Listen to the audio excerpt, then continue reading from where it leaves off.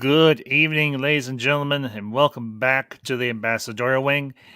And tonight, got another installment of the Ambassadors Retro Reviews. And with me, as always, I've got my good friend, my fellow ambassador. You know him, you love him. He's wacky, he's a little Irish, Mr. Zach Leary. Zach, good to see you, man. As always, good to have you on board. Appreciate it, man. Scarface. It was a good rewatch. I think Yeah. uh, a necessary one for me. Probably. I hadn't seen it in like 10 years. I think you were saying the same thing. It's been a long time. And as the title and the thumbnail indicates, tonight we're talking about kind of a unconventional film from the 1980s, but one that is very much set in the time of the 1980s because you're dealing with, okay, well, we'll just be honest here. We're dealing with crime. We're dealing with drugs, particularly coke, or as they call it, yayo. And we have got I think a lot of people regard one of Brian DePalma's better films, and most definitely one of Al Pacino's most iconic roles, and as of course Tony Montana, aka Scarface. And over the next couple hours or so, me and Zach are going to give our thoughts on the film, talk about the history around it, talk about a little bit of the history that surrounds it, real world history and everything, the political sphere of the 1980s during this time, and overall, just what we think of the film. So, I mean, this is obviously a highly, highly quotable film. We will try not to do too much of the over exaggerated Colombian accent or Cuban accent that Al Pacino did for this film, but please forgive us if we don't pop out some of the more You iconic fucking quotes. cockroach.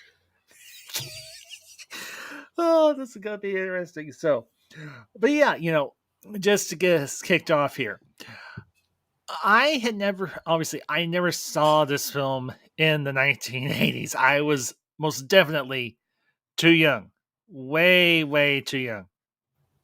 So, and it wasn't until like 2008 ish, maybe 2000, maybe it was 2002, give or take, when I finally got to sit down and watch this.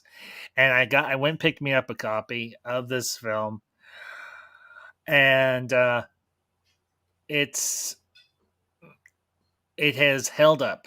I will just say this. This is a movie that has most certainly held up. It is, I think, a real iconic film of the Hmm. 1980s and just in general, a truly great film, regardless of the decade. So, and want to send a hello, a shout out to the chat, Soul Assassin. It is good to see you. Been a little bit. Appreciate you stopping by. And yes, I am still weird. Always have been, always will be. So, Zach, your initial thoughts on Scarface. What'd you think? Yeah, well, I thought it was really good. I mean, you have some really good camera work in the film. I mean, you just notice kind of these small little details. There's this particular shot Mm, that I really really like during that chainsaw scene, where you have the inside of the hotel and it just cuts to the outside, which is appears to be totally normal, right? And goes over to the car and then goes back up to the hotel room. Beautiful shot. I mean, it's very like almost David Lynchian type shot where you have the darkness hidden away, right? Which is a good mhm. I guess nutshell for what the story is about is you have all this hidden element of crime and drugs and violence, right? Yes. So I really like that shot. And I guess another thing that I would assume probably isn't mentioned that much going with a Scarface review is I thought the film had a really kind of badass soundtrack. Oh, yes. Most definitely. Yeah. A lot, I think a lot of people regard this as a really quintessential 1980s soundtrack for this film because as Brian De Palma described it, he wanted something that was very steeped in the coke culture of the 80s, particularly when you're in the Babylon Club, when you're certain settings of this film, and just in general, considering the overall aesthetic of the film, it is most definitely I think honestly it is a excellent score and an excellent soundtrack just in general. I mean, it's got a very heavy synth vibe. It has a lot of synthesizer work, and it's got some orchestral. It's got some more orchestral pieces. The one thing I will say is that the tone of the music very much shifts the movie. It very much guides you along from scene to scene, and even within particular scenes. One that I will remark on here, just starting out, is the scene in the Babylon Club when Tony is there with Manolo and his group, and he sees his sister Gina there, played by an actress we just covered a few weeks ago, Mary Elizabeth Master Antonio, as Tony's sister. And she's out there on the dance floor. She's got the very plunging neckline of the dress. She's out there dancing with obviously another drug dealer, and it goes from a very soft type of vibe, but also it suddenly changes to a very intense theme because the way Tony gazes at his sister, he's got this very strong protective vibe when it comes to his sister Gina. And I will say this: there's a follow-up scene. It's between Manolo and Gina when after the altercation with Tony there at the Babylon Club, and Manolo says to Gina, Is that "You are his the friend, Tony's that's friend his from? best that's his Yeah, yeah, best yeah. friend played by Yep. Stephen Bauer." Yeah, Okay. um, he's like, "You are the one." He's like, he's got all this craziness going on in his life, and you are the one good thing in his life, the one thing that's pure, and he doesn't want to mess that up. And he's like, you shouldn't be dealing with dating guys like this scumball, this Fernando. And also, real quick, before I continue, shout to the chat, my another good friend of the channel, a good friend in general, Mountains of Elysium. Is good to see you, buddy. Hope you're having a good vacation. And okay, well, Elysium, be careful, buddy. Please be careful, and my regards to the family and to Mrs. Elysium. So, but back on point. Manolo has a point with what he's saying to Gina because she is the one good decent thing that um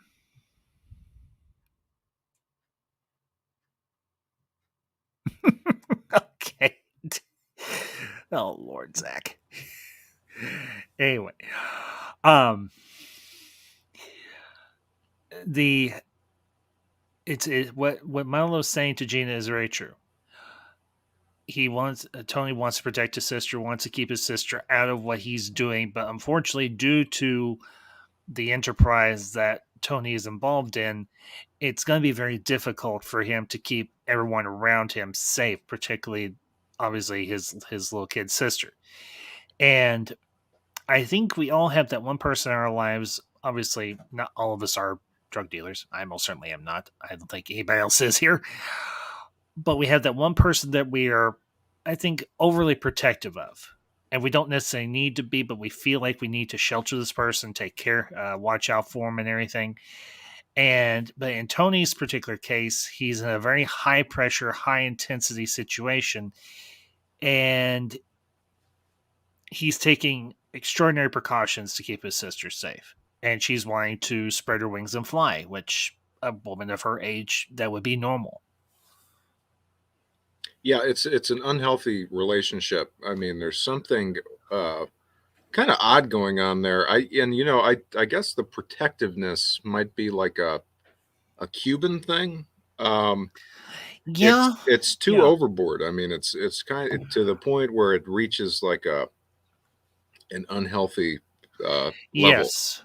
Yeah, I would agree because there's that scene towards the end of the film, toward the climax when um Sosa's group has infiltrated Tony's compound, and this is in the aftermath of Tony killing Manolo and bringing Gina there to his compound to keep her safe.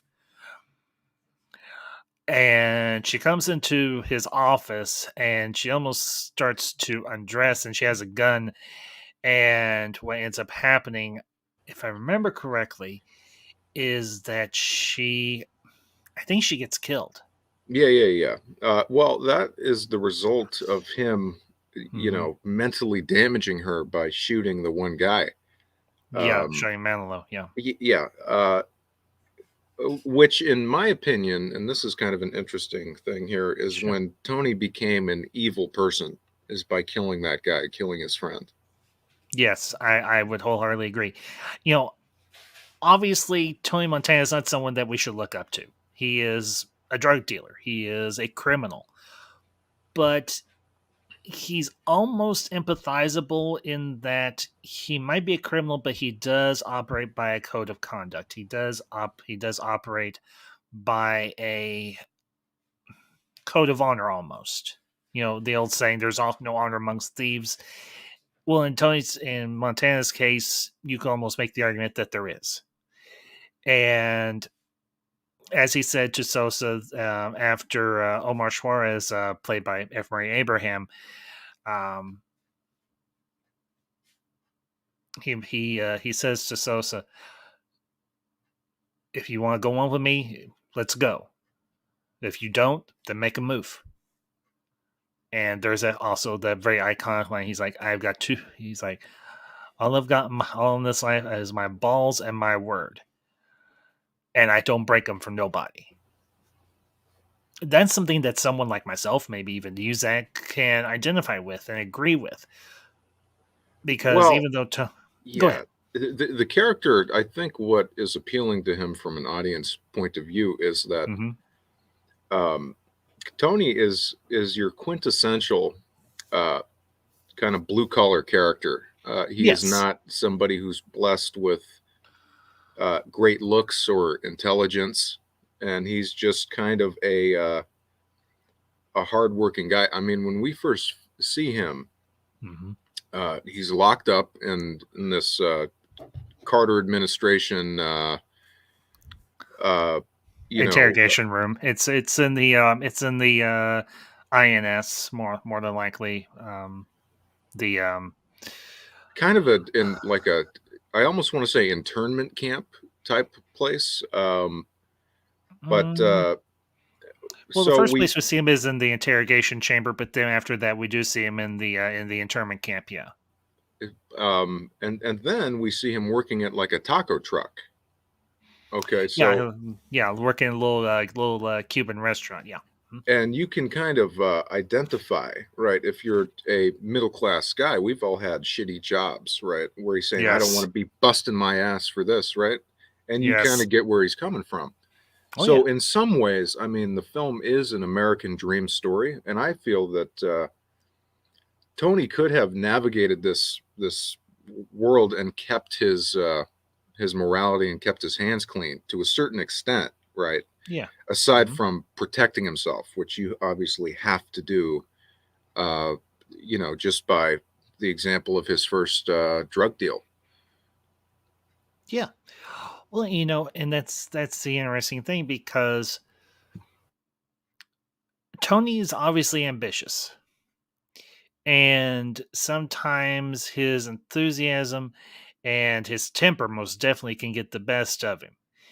And when he first meets Omar, like I said, and I will say this: Efrain Abraham as a Cuban, he does a pretty good job. I mean, he let's be honest here. He's played Salieri, he's played aliens, and he's played other oddball roles throughout his career. And in this role, he plays Cuban, and he does. I think he does a pretty good job. I mean, obviously, and we can talk about this in a little bit, but you have I would say, a very top notch cast within this film. I mean, obviously, you got Al Pacino, you got Hmm. Stephen Bauer as Manilow, his best as Tony's best friend. You've got Robert Loggia, F. Murray Abraham. You've got uh, Mark Harris Yulin. Margolis. Who? Mark Margolis. Who did he play? I can't remember. Yeah, he plays one of the guys. You first see him when Tony is with Frank's associate, and Tony starts negotiating on Frank's behalf. He's Oh, okay. Mark Margolis is that bald guy who was first seen in the window looking over at them, Oh, I know. Okay, I know who you're talking about now. Okay, yeah, yeah, yeah, yeah. and I know has who a you're little talking bit about. more of a role near the end of the film, but Yes. his character kind of is kind of a lackluster character. But Mark is really a great actor, so I thought it was Yes. worth pointing him out. Oh, yeah, most definitely. He actually had, I think, at least one or two cameo appearances as different characters in Star Trek Next Generation. Oh, One in I'm sure he has. particular, Yeah, yeah. Mark's Um, been around I will, forever, dude. yeah, I will say also the actor I can't recall his name. The actor who plays Hector Sosa, um, another very solid performance. You get the idea that this guy is very measured, very controlled, but someone that you don't want to screw with. And I wish I could recall the actor's name. It's gonna drive me nuts, but he has a very suave yet very intimidating demeanor about him.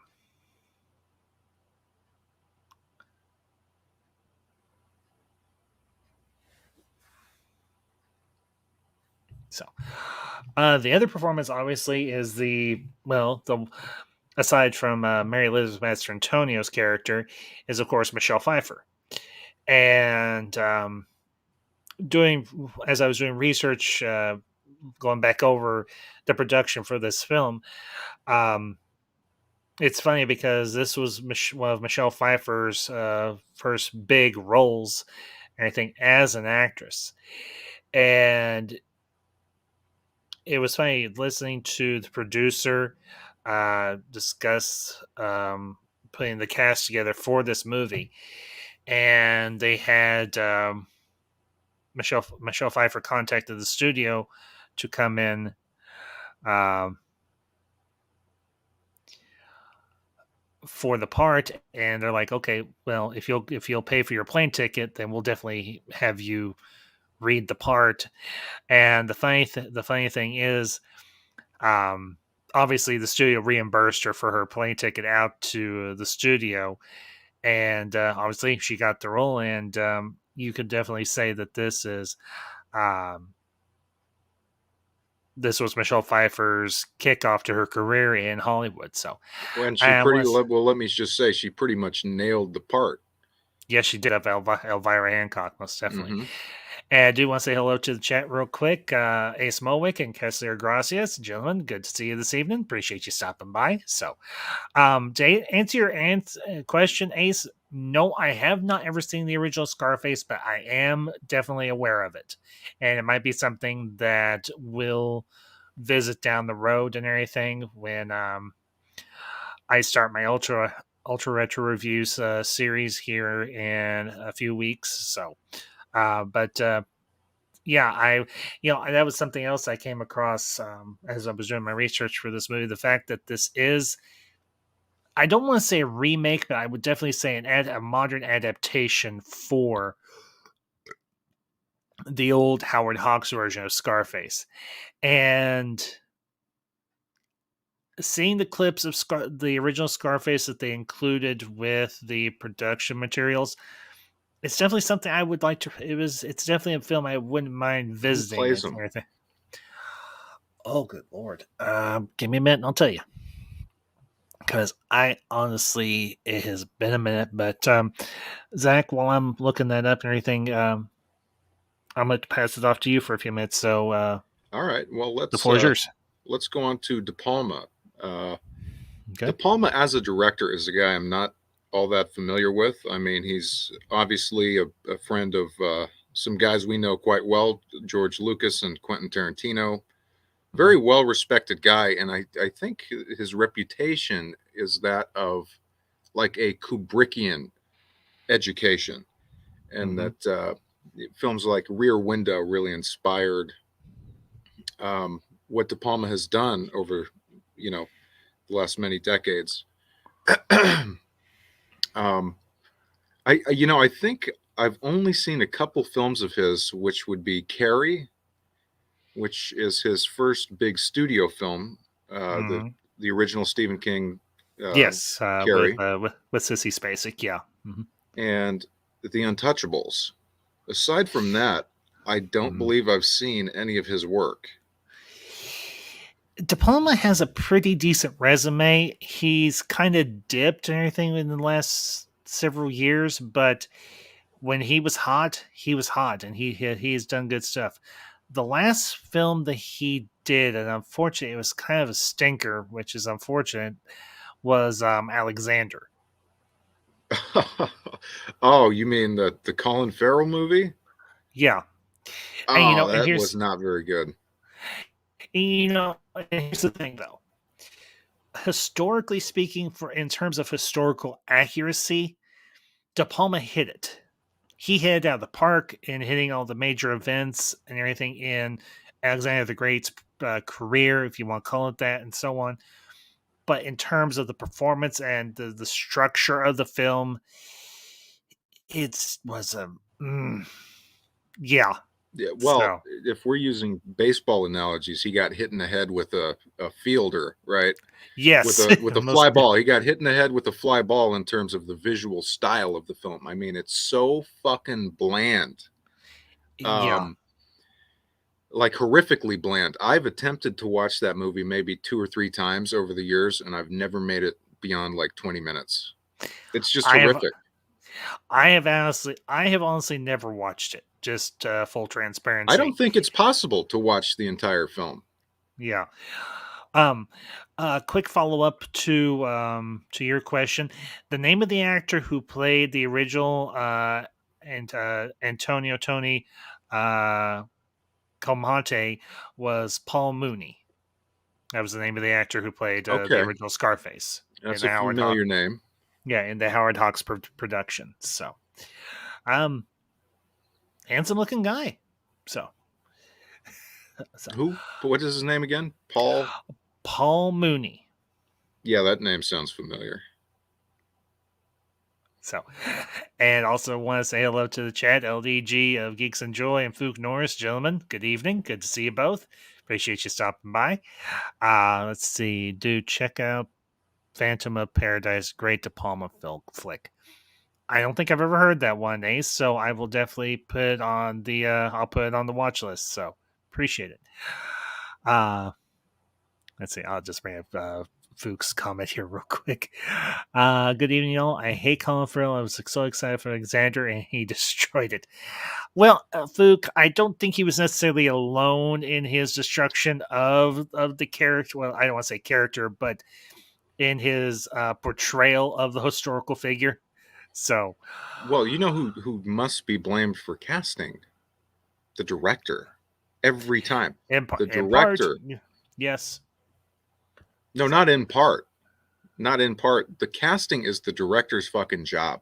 So if yeah. there's the wrong guy in the part, it's the direct. It's a reflection of the director's Mhm. uh, choices. That's what it is. Yeah. So, Right. That's the main job you have. I think Clint Eastwood has said that that's the majority of his job is casting. yeah. So, but speaking of casting, I will say this: whereas De Palma failed with Alexander, he nailed it with this. He nailed it with Scarface because this is, I think, across the board, it is a top-notch cast.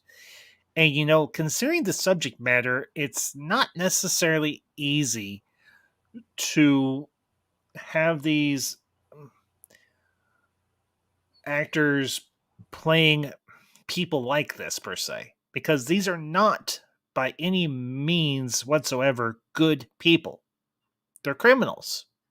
They're disreputable individuals, and yet in some small way we don't necessarily root for them, but we're intrigued by the life that they live and the world in which they exist, and it's a world that we don't necessarily want to be a part of, but we are ever so intrigued. And for a lot of us, myself included, this is a part of the world of the 1980s we as kids did not know anything about.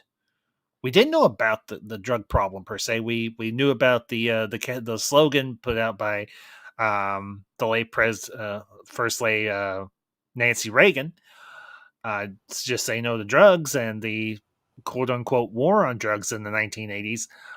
But this movie gives us a deeper look into that world. And the thing I found interesting also was the fact that the type of research that Brian De Palma did for this movie. He went to Colombia. He went down to South America and he traveled with I think at the time, his wife, if I remember correctly, because he would be less suspicious that way. But after a while, things were started to get kind of sketchy for him, and he wanted to get away from the drugs because, well, it's the 1980s. A lot of people were doing drugs at that time, and he openly admits this in the interviews that he does, everything for the film. So, but it's interesting for us as the audience to see the type of people that populate this world, and we are able to observe it from a safe distance, more or less. Well, let me ask you this: why does Frank try to take out Tony? Because he's fucking his wife, right? No, he's at the time. No, he's not. He's not sleeping with Elvira. I don't think he ever actually sleeps with Elvira until they get married. But obviously, Tony is enamored by Elvira. I mean, you take a look at that very first shot when she comes down the elevator and she comes down that turquoise slinky dress, and Tony is just absolutely fixated on her. And um, it's a fixation. But that's the reason, though, is because of Tony's interactions with his wife. I think in part also because Tony is starting to muscle in, quote unquote, on Frank's enterprise. He stepped I mean, out of line. You could say that, yes. And this is after they kill that one associate of Frank's, right? And hang him from the chopper, the helicopter. It's several. I would say it's several months after that event. Yeah, okay. Because there's a few time jumps during the course of this movie. You have Tony and Manolo in their car, and they're talking back and forth. And then there's of course that very iconic line. Well, what have you got coming to you, Tony? He's like, the world, Chico. I hate that shit. And everything in it. I'm not a fan of cheesy shit like that. I mean, that's one of those things where I'm like, oh, God. But I think that's the only time throughout the film that you groaned. Yeah. I did want to throw this out there real quick. Sure. Perhaps the most badass office in film history. I mean, what a fucking cool office. Oh, Tony's? Oh, hell yes. Yeah. Who wouldn't want an office like that? I mean, black marble walls, black cushioned leather chairs, gold arms on the gold armchairs, the gold framed mirrors. Yeah, and an office that would put Donald Trump to shame. Well, you could almost say, too, maybe an office that inspired Donald Trump himself. Think about it. Donald Trump's office looks like a piece of shit. I don't know if you've ever seen his office. I haven't. I can't say that I've seen any pictures of his office, but, you know. But he's got that, like, golden penthouse apartment, you know, so. Yeah, I know. It's kind of funny. I mean, it's like Tony created what he, as a poor man, imagined rich people live like, you know. Which is, I guess people have said that Donald Trump is a poor man's vision of what a rich guy looks like, right? Maybe. Well, I mean, speaking as someone who probably never see as much money as Tony had in the course of this movie ever in my life, I wouldn't go necessarily as far as he did and everything in terms of how he designed his home. It's just a little too big for me. It's a little too ostentatious. But if you think about it, for someone who came from literally nothing, he was dirt bloody poor. He grew up in the ghetto in, let's just be candid, he grew up in the ghetto of communist Cuba, which was, let's just be candid, a shithole. And now he's got money, he's got position, he's got power, and he wants to flaunt it. But he also wants to protect himself. So you see all of the security measures around his compound. But at the same time, he wants this measure of opulence. But he doesn't necessarily know how to go about it per se. And you see that very, and I will even admit this, that very garish, oversized portrait of him in Elvira. And you're like, I will admit, that's just too much for me. But at the same time, you have to look at this from the mindset of Tony Montana. I get it. I do. Yeah, like I'm saying, it's a poor man's vision of what Of opulence is. yes, I most definitely. But But again, just to reiterate, what a fucking sick office. I mean, oh my God. yes, oh yeah, I agree. I mean, that office might be worth getting chainsawed over, right? Maybe if you want to go that extreme, maybe.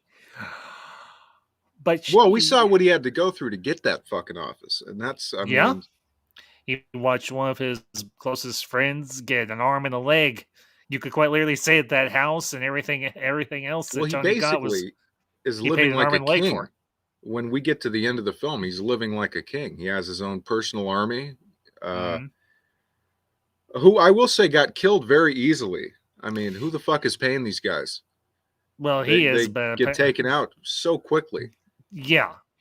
Well, when I was watching, like I said, I do research, I do my best to do research and everything for this. And there was a comment that someone made and everything during one of the interviews for this movie, talking about its influence on particular um, aspects of our culture and so on. And I'll clean up what the person said a little bit here. But they said, no matter how many people you've got, no matter how much money, no matter how many guns you've got, you piss off the wrong people and you're going to get got. Tony was got. They nailed him. I So, think he could have walked his way out of this situation. What killed him was his stupid pride. Is yes. what got his ass killed. That phone call got him killed. Oh I yeah, the think one with one to Sosa. Yes, absolutely. I think he could have kind of brought this around a little bit. He should have apologized. Yeah, I mean, but but here's the thing too. Tony operates by a code. He will kill other drug dealers. He'll kill dirty cops. He'll kill anybody that he feels is warranted, but he will not kill women and children. That's to be respected. And even though he did, now the one thing, and you mentioned it earlier, Zach, he killed his best friend because he caught him and his sister together. And there was also another interview. There are certain lines you do not cross when it comes to friends and family, especially very close friends. You do something like that, you're going to pay a price for it. Well, It's even good. beyond that, I mean, to put Mhm. it in a real world perspective, the only thing you Certainly. can really do and should do is just give your opinion, maybe once, if you think it's warranted, if you think there's a problem. But you've got to let people make their own choices. Yeah, I agree. You know, but the problem with Tony is, as you mentioned, he's a hothead. He's got a very short temper. And he's also got, I would say, a bit of an obsessive compulsive aspect to his personality as well. And Yeah, well, that's a good example of that is that the Mhm. sequence where he's talking about money with his wife. He can't even take his mind off what's going on. Unlike Frank, who seemed to have settled into a pattern, right, and was comfortable doing this. Yeah, I mean, essentially, Frank was living very low key. He didn't make waves. Yeah, I mean, Frank was a drug dealer. He also had reputable businesses that he probably used to funnel his ill-gotten gains through as well. So, and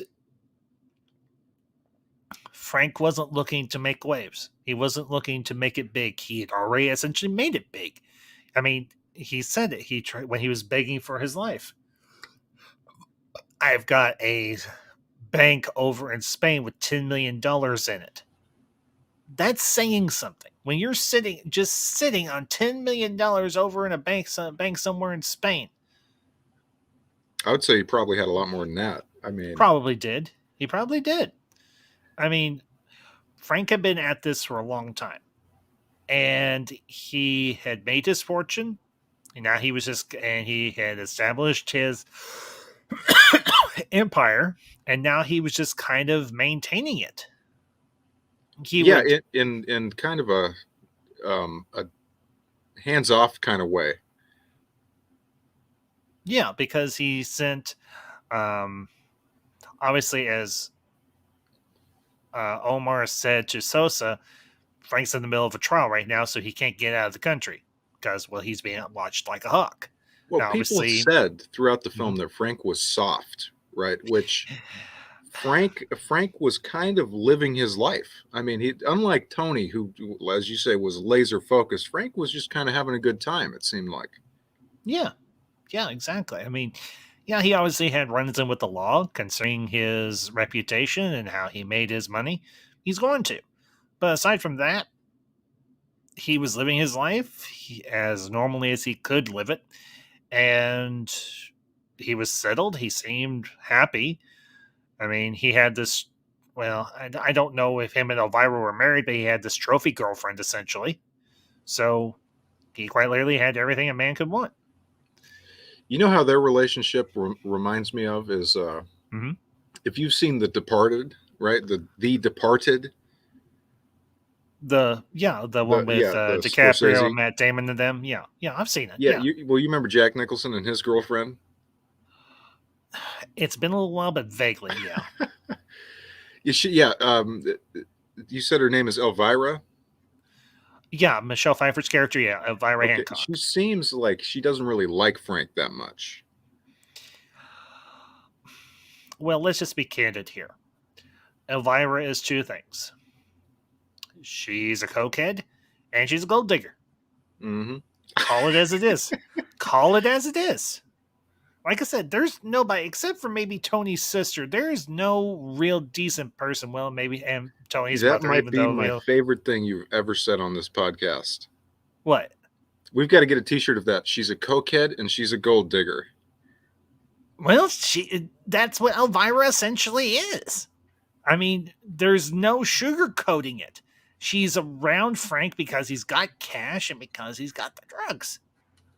I mean, she obviously has no actual marketable skills, well, except for maybe what she could do in the bedroom, but that's neither here nor there. You know that it would be funny if somebody just put that quote of yours next to a picture of an unrelated person, like Whoopi Goldberg or somebody, Oh, good Lord.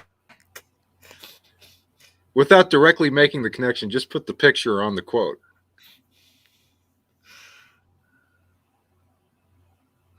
Joy Behar, maybe, perhaps.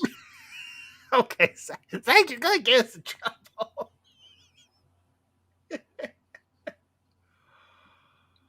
But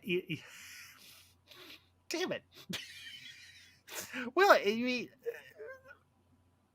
when you speak in the plain of Var's truth, sometimes it's going to be funny.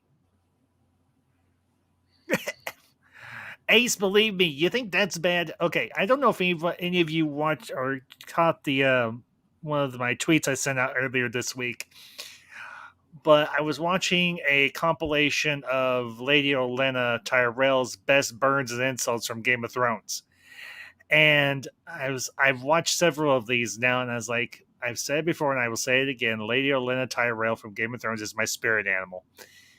She reminds me so fondly, and I say that with all sincerity, she reminds me so fondly of my maternal grandmother, because my grandmother, when she, in her later years, and even when I was a little kid, my grandmother gave very little craps about what anybody thought, and she spoke her mind very bluntly, very plainly, and at times maybe a little crudely. Yeah, I But didn't know she, you were a Game of Thrones guy. to varying degrees, yes. I've never actually watched the series all the way through. There are certain characters I very much like, and Lady Olenna is one of them. Because, like I said, she very much reminds me of my grandmother. And my grandmother, in a lot of ways, had a very good influence on me, a very profound influence on me. You don't have And 100 hours to spare to watch it. one of these days, I'm going to make the time. Yeah, One of it's these it's days, quite a it's quite a fucking interesting. hill to climb. I mean, that's Oh, think I'm of how sure. many episodes there are. Oh, I'm sure. I mean, 7 seasons. Heaven only knows how many episodes per season and everything. But, well, you want to talk about crude? Let's be honest here. This has got to be one of the most profanity laden films that I have watched and everything. And I've seen some humdingers, but I have to say it. The way they spin the profanity in this film is like watching a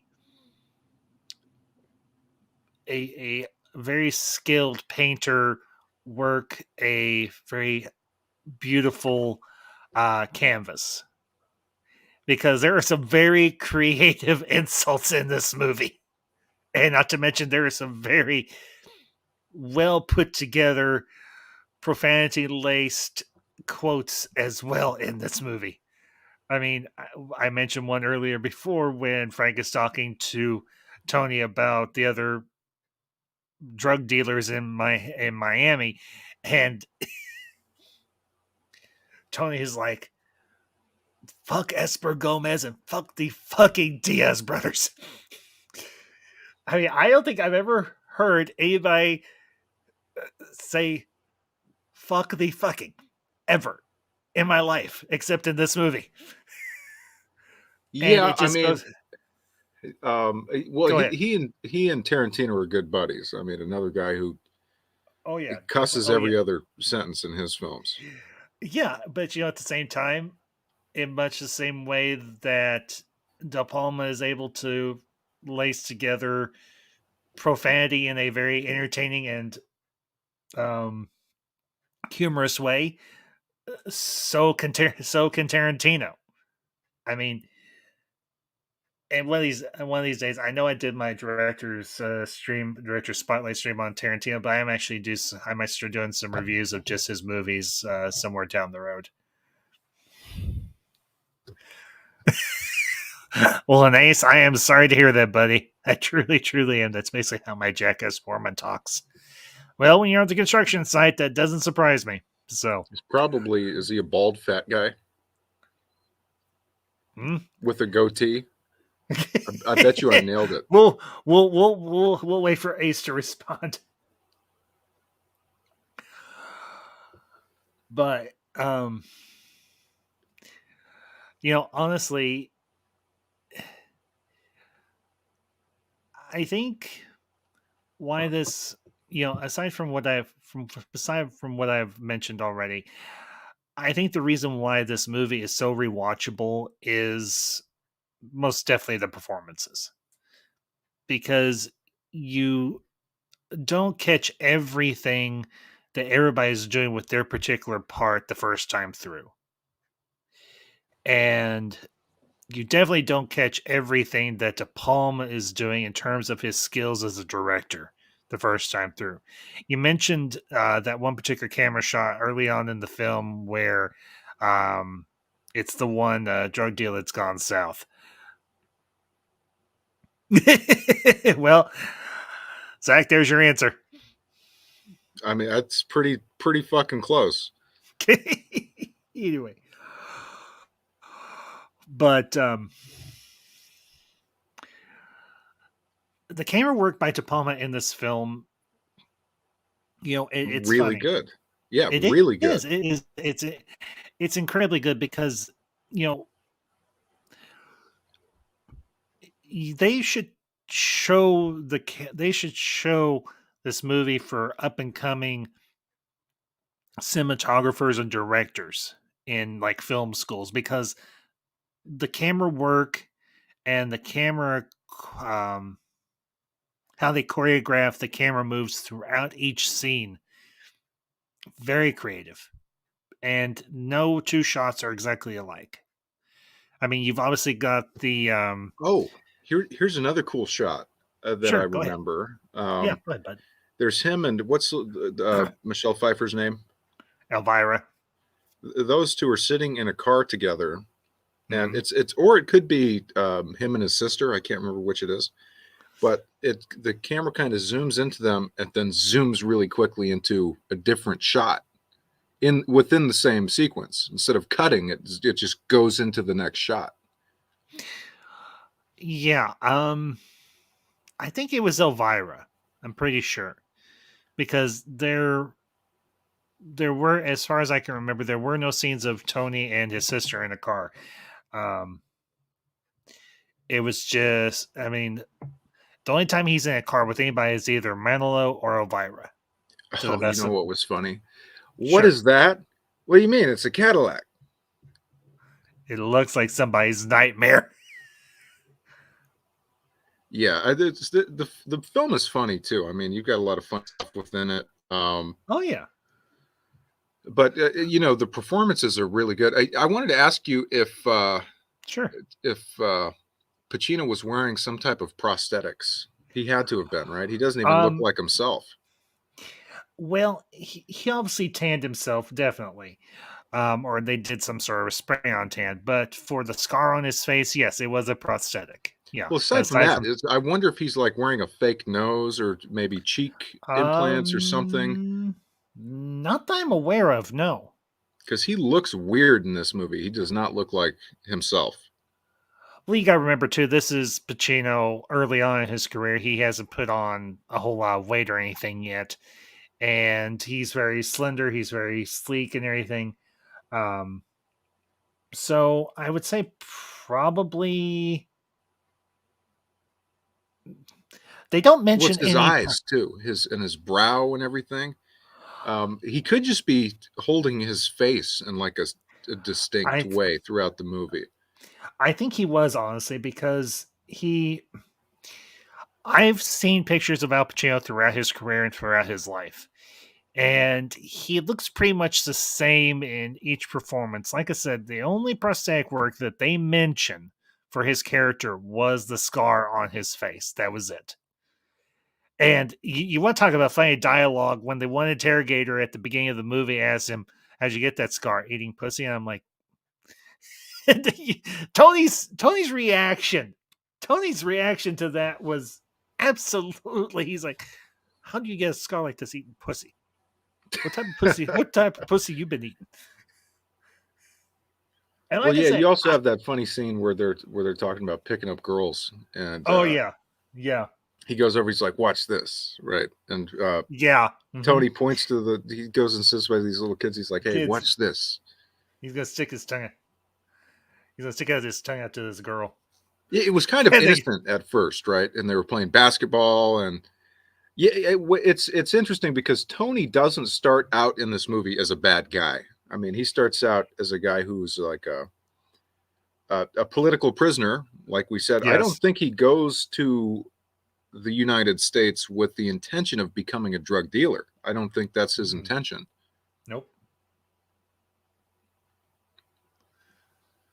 But that's what he ends up being because you think about it, he, like we've mentioned, he obviously doesn't have any type of education.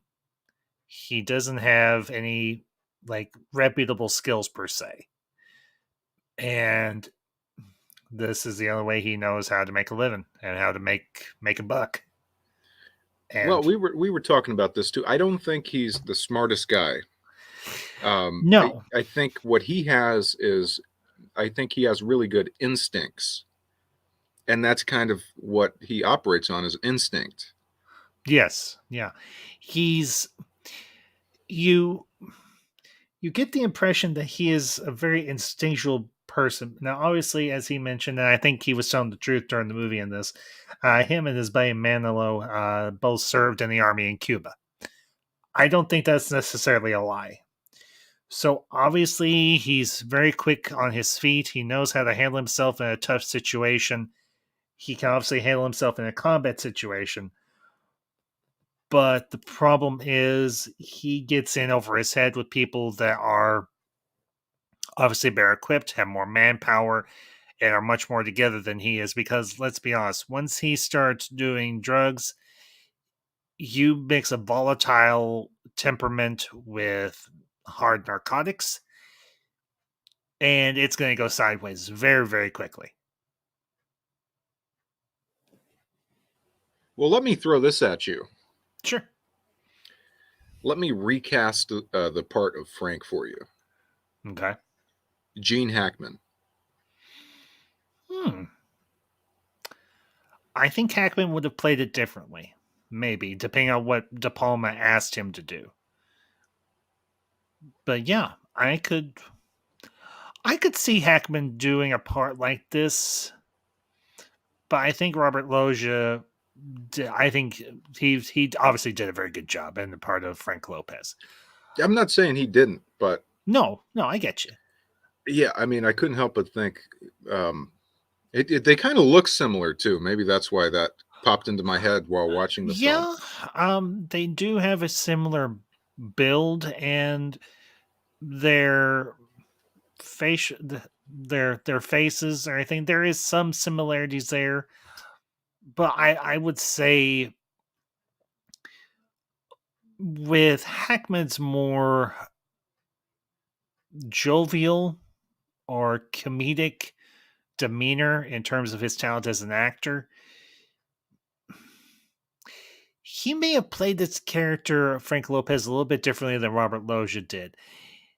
He could have brought maybe a darker tone of humor to the Lopez character, maybe, but still kept that intimidating factor about him. If that makes sense. No, I think he was good. It's kind of hard to see Hackman begging for his life like that and pulling it off. Yes. Yeah, I would agree. Because that's just not his character, right? Even in Get Shorty, I mean, he did it in like a comedic way. I don't know, Yes. but I'm sure a guy like Hackman could pull off whatever you give him. But oh yeah, I don't know. It's just an alternate casting thought I had. No, it's not a bad one. So, hang on, I've got that link you sent me. I'm pulling it up now.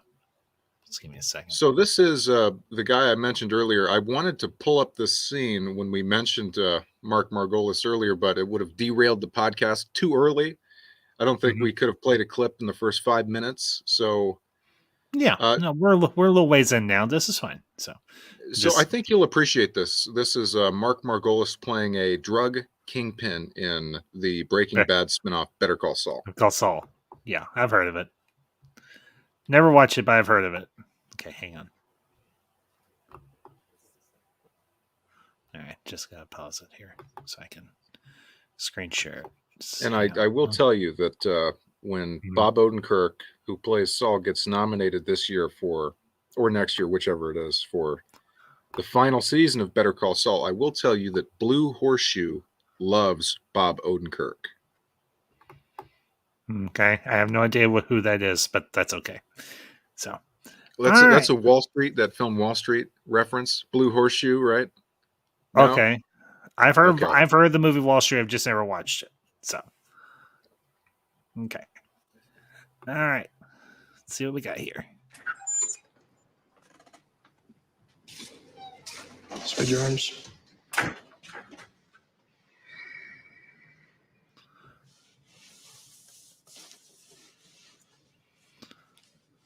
¿Lleva algún micrófono escondido? No.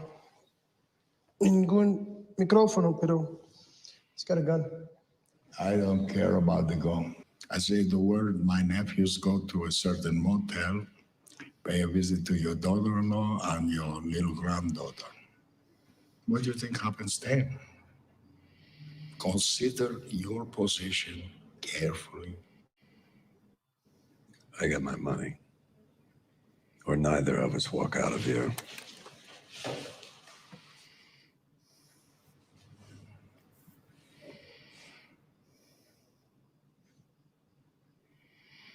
You willing to die for this? Maybe I need the 50,000 more than you do.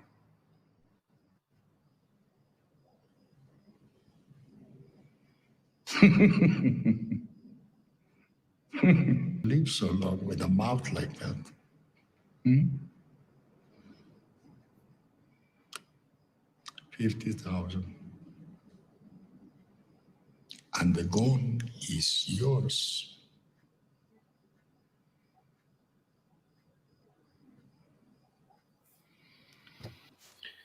All right. So Mark Margolis, character actor, a guy who pops up in Scarface, very underrated guy. Not a lot of people know about him.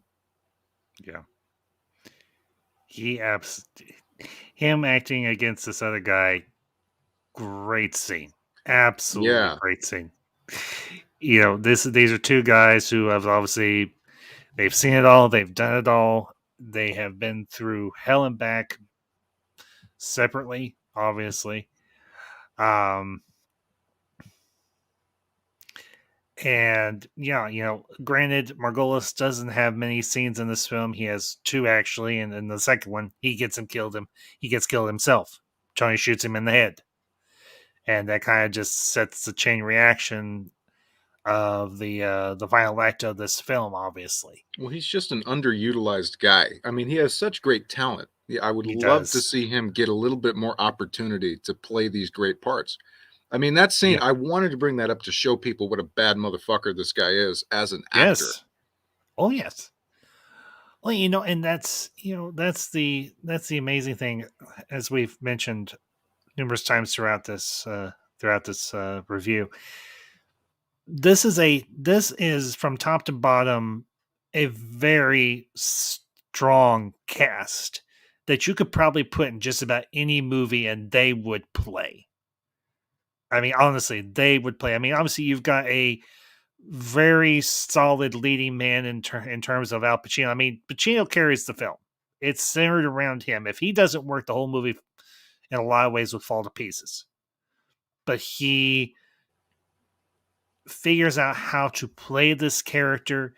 He encapsulates the whole bravado and machismo of the Cuban mindset, but he adds a bit of, I would say, derangement and extreme focus, almost obsessive focus. Yeah, which I think is, Eh, is that something that you would say develops or that was there initially? That's kind of an interesting question. I think with Tony, it was something that was there, but it was dormant because he was trying to just get out of the situation, get out of the internment camp, and get out into the world. I mean, you see a touch of that intensity in the interrogation scene at the beginning, but it's not necessarily him being the aggressor or being aggressive towards the guys that are in the interrogators in the room with him. This is a man, like him or hate him, who has escaped from Cuba. He was one of the lucky ones. He got out. Now, whether you like him or hate him for what he is and who he is and what he does to get by in the world, he got out of a place that no one deserves to be in. Let's be blunt here. And his aggression isn't so much directed towards the interrogators. It's about where he has come from. And he's like, do you guys want to live like how I live? Do you guys want to have to experience what I've experienced? He's like, no. He's like, I want my human rights. I want my fair treatment. I want what was promised to me by your President Carter. And And what did Carter promise? it has been a long time since I've It's done got to any. be along the lines of we'll accept Cuban refugees, right? Essentially, I think it was probably along the lines of asylum, more or less. And Carter and Castro, or their two administrations, brokered this deal. They Well, opened up. are these prisoners, political prisoners, Not who were well. Some of them are. imprisoned? I imagine a lot of them probably were political prisoners. Some of them were probably just regular criminals. Others were just people that were wanting to get out of Cuba and come to the States to be with their families, essentially. Supposedly. Yeah. Well, I would say that there were some people that were legitimately just decent people that were trying to get the hell out of Cuba. I'm not saying that all of them were criminals or even all of them were political prisoners that were slammed into Castro's prisons because he disagreed with him. Yeah, it's hard to say. But, I mean, yeah, that screening process was kind of bizarre. For the time, yeah, I would imagine we would think it would be. But you Right? have to remember I mean, what was it? I mean, it was like, are you a communist? Do you like women? Yeah, they ask him they ask him what we would consider to be very odd questioning, because nowadays we don't ask those sort of questions. But back then we did. Criminal record, yeah, that's a good one, but I mean, you should yeah. have his fucking records. Not unless the Cuban government gave us access to them, and they may not have. You got to remember, we brokered this deal, but it doesn't necessarily mean that we got the upside of it. I mean, let's be honest. Carter was a one-term president, and this was probably part of the reason why. So, Yeah, I actually, not to, last thing I'll say on Carter, he's yeah, not a bad guy. I think no, Carter is really a great man and a guy who he was was. like a really good guy. Yeah, I would agree. Yeah, his presidency was at probably one of the worst times that could possibly come. And there's another movie that kind of touches upon his presidency, and that's the movie Miracle, if you're familiar with it. No. It's essentially about the 1980s Winter Olympics, where the United States goes up against the USSR, the former USSR. It's if you've ever heard the quote, "Do you believe in miracles?" That's where that quote comes from. It's when the United States actually beats the Russians. It's You know, about I hate the Olympics. fair enough, but if you want to really, It's like I see people pretending that they love like skiing and stuff and yeah, fucking snowboarding and all these yeah. dumb things. It's like, come on, man. You're not a fan of skiing. You know, that's what I think when I see people watching the Olympics. Let me put it to you this way. And all these weird ones, dude. I was Mhm. turned it on this year at some point, and Mhm. it's a bunch of women on a sled going down a circle of ice really quickly. It's like, what the fuck sport is this? I think that's either the toboggan or the luge. I can't remember Yeah, which. what is that? I don't know, but apparently it's a sport. Now, I will just Supposedly. so I just real quick, I will tell you this. This is a couple of years ago. I actually did a review of the movie Miracle and also of Remember the Titans. Both of them are Disney productions. If Now, the reason I like these films is, one, they're from periods in history that I'm not familiar with. Well, also I wasn't alive, or I was extremely young at the time. But also they're very interesting personal stories about people, and that's something that I really do appreciate. So, if you don't want to If you don't want to watch the movies and you just want to hear my thoughts on it, it's here on the channel. So slight plug for the channel for those of you that might be interested in either one of those movies. I don't know if this will be a selling point for you or not, but Kurt Russell plays the real life person Herb Brooks, who was the coach for the 1980s men's hockey team. I mean, it would take such a phenomenal set of circumstances for me to watch an Olympics film. I would Well, need. it's not. Let Here's me the just thing. tell you what I need. I need Jack Nicholson coming out of retirement for it. Okay. I need Marlon Brando's corpse being reanimated and put into the film. And you'd have to give me Well, Sam Jackson. You'd have to give me Gene Hackman coming out of retirement. You'd have to pay me to see it. okay. Let me ask you this question: have you ever watched the movie Yeah. Hoosiers? No. Okay. Well, it's a Gene Hackman film if you're aware of that or not. And it's honestly, I think, one of Gene Hackman's best one of his best performances. I would say honestly, let me give it to you this way. Miracle is not a movie about the Olympics by any stretch of the imagination. The events that take place during the movie is during the Olympics, but it's more about the real life people and how they came together to achieve this accomplishment. Dude, Does I that have seen one Olympics movie, which was Foxcatcher. Never heard of it. That's a really badass movie. What was I going to say? Go ahead. I'm trying to remember what I was going to bring up. Well, I would just say I would encourage you if it's something that would be of interest to you, go check it out. If you're not, Hoosiers and Miracle. Miracle, I'm not going to watch. You just don't like hockey, do you? If you don't like hockey, just say I just don't like the Olympics, man. I mean, it's just, to me, it's kind of dumb. Well, like I said, I don't dislike sports movies. There's a lot of really good like sports movies. My favorite among them being Moneyball, right? Yeah, I've heard of it. Yeah, I know of it. I've just never seen it. Oh, that movie's badass. I tell you what, I will watch Miracle if you watch Moneyball. Fair trade. Consider it done. And we'll exchange notes. All right. Okay. I think you will honestly be. I think you will be pleasantly surprised. Of course, I could be wrong. Wouldn't be the first time. And plus, isn't the Olympics like rigged? You've Not got that all I'm these aware of. steroids going on.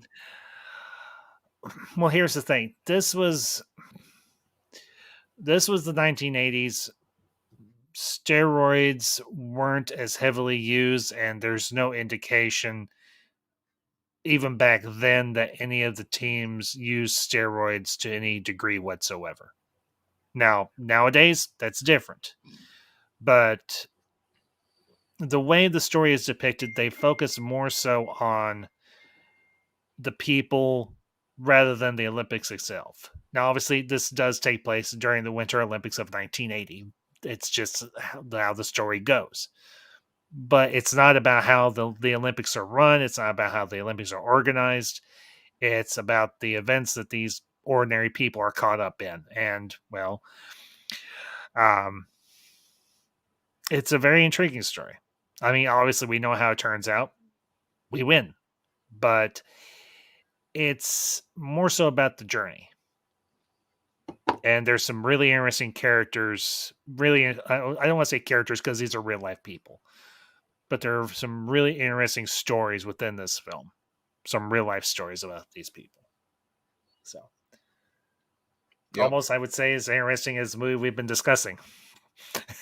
Well, that's yet to be seen. Yes. Well, I'm just telling you from my perspective. So, but anything else you wanted to, in terms of Scarface, that you wanted to discuss that we haven't hit upon yet? I don't think so. I'll just throw this out there as my final thing. The The movie kind of, in terms of the visual style of the movie, it kind of hits that perfect balance, that stride between indie and professionalism, right? It kind of Yes. feels, it kind of has that quality of an indie film, and yet It- not in a bad way, right? No, I get you. Yeah, I get you. So yeah, really well directed, great soundtrack, great acting. And the fact that we can even point to these, bit parts like Mark Margolis or some of these other guys, and Stephen Bauer. see, yeah, Yeah. just even the little teeny bit parts, they kind of nailed the casting. Well, the funny thing is, I don't know if you noticed this at the end of the film. There's actually there's it's just a brief little overlay that says that this film is dedicated to the memory of Howard Hawks and Ben Hecht. Obviously, Howard Hawks was the director of the original Scarface, and I think Henry Hecht was um, one of the lead um, actors in the film. Mm-hmm. I definitely am going to need. I definitely need to watch the 1930s version of it. Well, and everything. Howard Hawks, I mean, one of the most famous directors of his era. There's Oh no doubt yes, about it. absolutely. I mean, directed some of the very best in terms of actors and actresses. Did some of the most, I would say, iconic films of his time. Even now, he's still regarded as one of the best, even though he is kind of forgotten. But if you're a real cinephile, a name that you know and a name that's very well respected. I will say this for Brian DePalma. I know that we kind of give him a hard time for Alexander, and not unjustifiably so. I mean, that movie is, in a lot of ways, an unmitigated train wreck. But he's done a lot of other good stuff in his career. Obviously, he did this film Scarface, and The Untouchables, it's Carrie, both eh, very respectable films. oh yeah, most De definitely. Palma, though, as you say, has a checkered resume. I mean, in the same way that I would say a guy like Francis Ford Coppola does. Hmm. Um, Coppola directed some of the best films of all time, arguably, with The Godfather 1 and 2, Hmm. Apocalypse Now. Oh I yes. would even throw Dracula in there. But It's funny. you, I would yeah, agree with you on that one. I love on that film. Dracula. So do I. Yes. Yeah. Yeah. Aside from some misplaced actors, okay. Yeah. I get you. I get you. Uh, Notably Winona Ryder and Keanu, okay, but Yeah, but those can be forgiven well, because for you perhaps, but yeah, and then you watch a film by Coppola like Twixt, and you think, what the fuck happened to this guy? I don't think I've even heard of that one. To be Oh my honest with you, god, it's I mean, it's like shocking to see it. Really, I mean, in all sincerity. Twixt. I Yeah, don't it's think I've. it's Coppola, and it's got Bruce Dern, and it's got the guy who played the young Han Solo. I think his name is Alden. Alden Ehrenreich. Yeah. Yeah, yeah. So you see a film like Twixt or some of his other recent work, and you think to yourself, "What the fuck happened to this guy?" Luckily, though, Coppola is going to be back on top here, not uh, in the near future. We can With hope so. most definitely, he's got a film called. Look up his IMDb. Let's promote this movie here of his, the Okay. new one. Give me a minute. Okay, get to IMDb. Megapolis, I want to say something like that. Megatropolis. Hang on. IMDb. And it's Coppola, you said? Yep. Okay, hang on. Hang on. All right, here we go.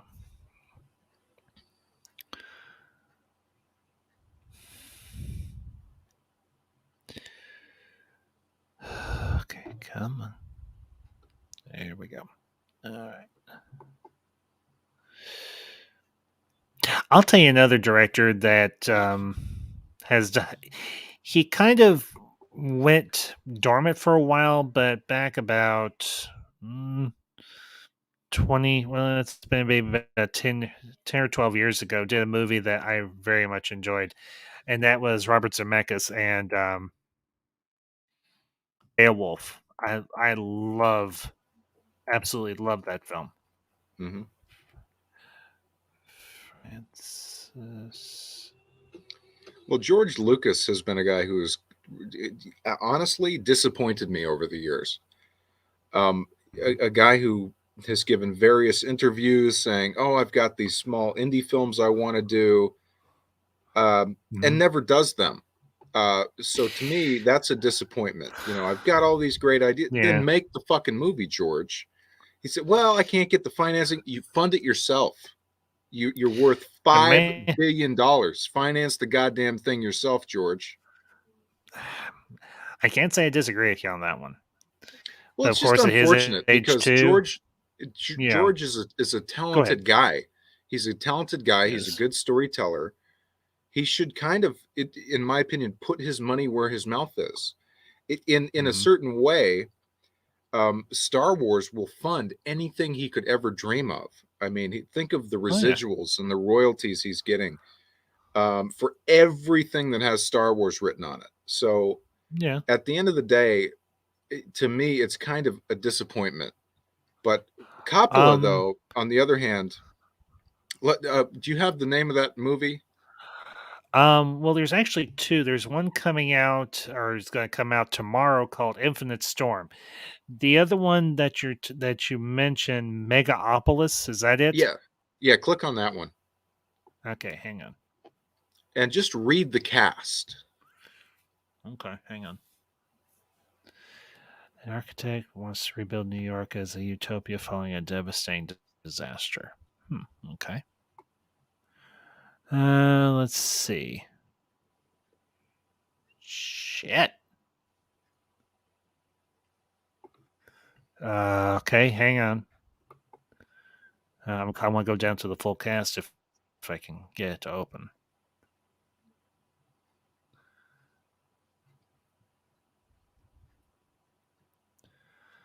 Oh, for the love of Pete, come on.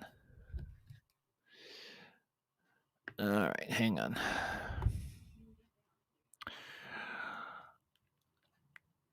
Double shit.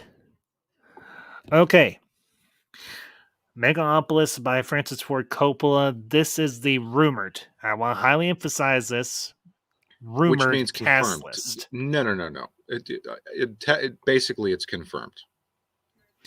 Well, All like it means is they haven't signed a contract. Yeah. If they haven't signed a contract, we don't know if they'll actually do it. Well, I'm familiar with how this shit works. That rumored shit is essentially confirmed. Okay. Yeah. Zendaya. Okay, here's the rumored / quote unquote confirmed cast: Zendaya, Oscar Isaac, Kate Blanchett, Michelle Pfeiffer, John Voight, James Caan, Forrest Whitaker, and Jessica Lange. Holy God damn! What? Yeah, a fucking cast. I wouldn't put it that way, but yes, damn. That's a power pack cast. Jessica Lange, very underrated too, by the way. Yes, I agree. Yeah, I'll agree. Forrest Whitaker. I mean, Forrest Whitaker. That guy can. I mean, James Caan. We haven't seen him in a while. It's same for John Voight. James Caan, John Voight, both very talented guys. Yeah, but see, here's the deal with this movie, though. In contrast to George Lucas, Coppola is putting his billions where his fucking mouth is, and he is self-funding this movie with $200 million. So guess what? He can do whatever the fuck he wants to do. Pretty much. And to me, that's a beautiful thing because he can afford to do it. He should do it. He deserves it. And I wish more of these guys would do the same thing. Why does Spielberg need to go to a studio? Your guess is as good as mine. He doesn't.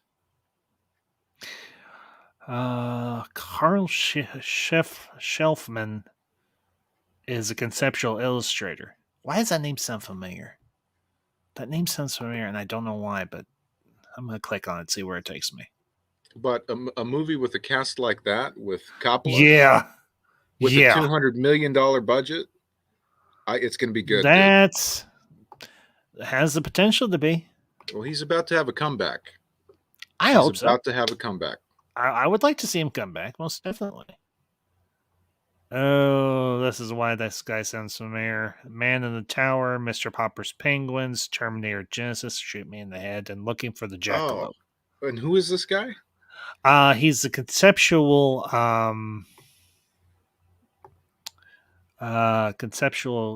artist or something like that.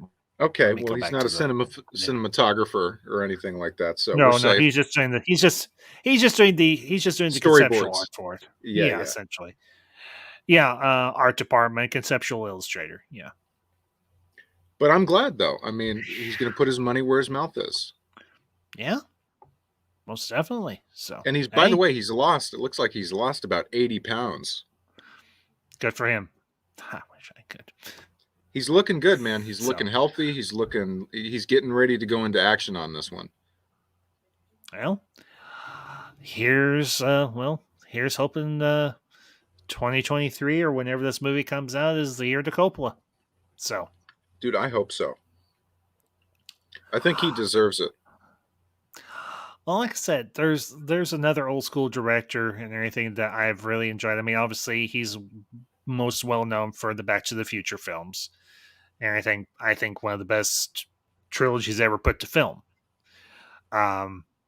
But he did one back in 2008 that I am a huge fan of. I actually am going to do a review of it down the road, and that's Beowulf, which was essentially a modern retelling of the old legend of Beowulf. So it's a film I absolutely love. Went to see it in IMAX 3D with a buddy of mine. We had a great time, and I actually got it on DVD a few years ago. And I watch it periodically, and I think it make for a good movie to do a discussion on. So, It's and just crazy to me that all these Mhm. big time guys never self fund themselves.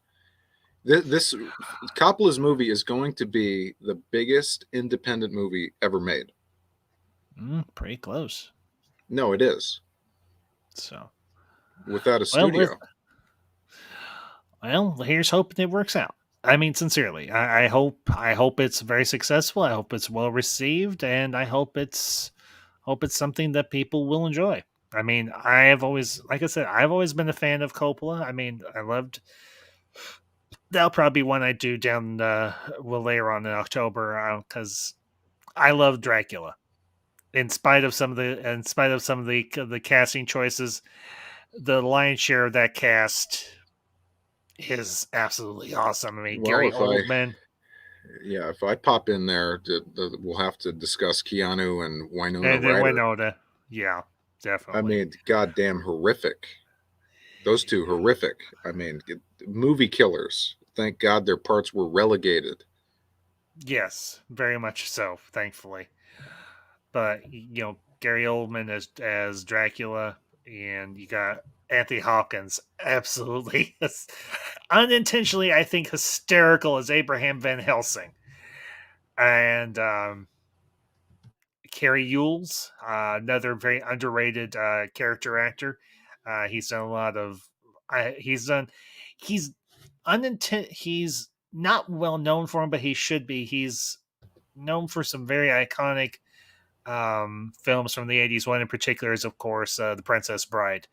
Great, I think, honestly, one of the real iconic fantasy films of the 1980s. Yes, it is. He is Carrie Yules as the Dread Pirate Roberts. Awesome. I think my favorite scene from that one has got to be that poisoned cup scene. Oh, yes. Yeah, with him and is it Gargamel? Is that the character's name? No. Vasily, I think it is. Okay, with the bald guy? The bald guy. Yeah, well, the actor's name is Wallace Shaw. Great. And dude, I know him, but I don't know what from. Well, obviously you know him from Princess Bride. He's done a lot of stuff throughout his career. Very underrated character actor and everything. And I know how much of a Inconceivable Norse. Yep. You keep saying that phrase. I do not think it means what you think it means. And of course, I mean, you've got Robin Wright, you've got Mandy Patinkin, you of course have Andre the Giant. May he rest in peace. Very, very charming in this film. I mean, it was Princess Bride was one of the first reviews I ever did for my channel way back a couple of years ago, and I it is I looked yeah. him up. I think Mhm. I know him most from the Toy Story films. He plays the T-Rex. That's right. He does do the voice of T-Rex. I keep forgetting that. When you don't see the actor's face, sometimes there's a disconnect from the character that they're doing the voice for. It's like with Don Rickles as Mr. Potato Head in the Toy Story films. Yeah, I mean, they had great casting, and not to mention Oh, yeah. Arlie Ermy as the Army Man. Oh yeah, yeah. As of course, he has one of the most profanity laced, unintentionally offensive monologues in the history of cinema, and he ad libbed the whole damn thing. Ad libbed the whole damn thing. That to me was that's impressive for a guy that had never really acted before. And practically every role that he had after that, he always seemed to play the same character. But you know what? It worked. It did. It I'm a worked. big fan of his. I mean, even in Who like isn't? Everybody loves Gunny. the Texas Chainsaw movies. Have you seen him in those? I can't say that I have. So Oh, you might have to pull a clip or two. I'll tell you his one role and everything, and then we're gonna wrap up here in a few minutes. He was in a Peter Jackson film. It was a film that he did before The Lord of the Rings. And it's honestly a favorite of mine and everything. It actually stars Michael J. Fox. It's called The Frighteners. And Arlie Ermy makes a cameo appearance as a gunnery sergeant, or the ghost of a gunnery sergeant. Let's put it that way. And he is absolutely brilliant. Absolutely, positively brilliant. So, well, folks, I think that's going to be it for me and Zach this evening. I want to thank Zach, as always, for joining me tonight. Great discussion, as always. And for those of you that catch us on the replay, I hope you all enjoyed the discussion, both on topic and a little bit off. I want to let you know I will be back. Well, we will be back. Me and the Council of Ones will be back tomorrow afternoon with another live stream. Going to be doing something a little bit different tomorrow, so you'll have to tune in and find out what. But I am also playing a stream for this weekend and everything. I haven't decided if I'm going to go live Saturday or Sunday yet. But topic is going to be all-time favorite sci-fi films of the 1980s, from the iconic to the corny. So I will keep you all updated on social media once I get that put together and when I have it scheduled. So, That'll be a good but one. yeah, well, it's been a while since I've done one of those, and I really enjoy them and everything. It's nice to kind of bounce around to different films and everything. So, Well, maybe but can I play a clip before we go? yeah, sure, yeah. If you Arlie can, Ermy. Let's get an Arlie Ermy clip up in yes, here. pull him up. Okay, Pull so up this is Gunny. him in Texas Chainsaw Massacre. Okay, hang on. Which, by the way, dude, my second favorite character he's ever done. He played this character twice, and who this guy is so you know Leatherface, right? Yes, He is a I've part of never. Leather. You've never seen the Well, movies, but no. so there's like a creepy family in all these movies, but Mm-hmm. Arlie Ermy is related to Leatherface. Arlie Ermy goes into town, kills the sheriff, and takes the sheriff's uniform and takes on his identity and becomes the fucking sheriff. So that's who this guy is. Okay. All right. Just waiting to get past the ad.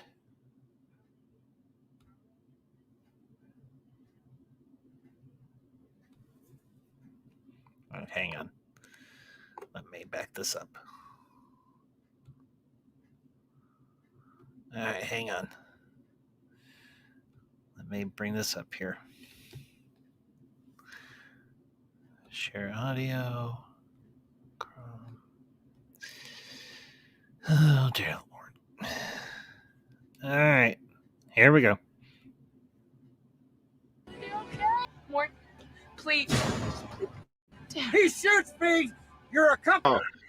Oh, he's so good. Okay.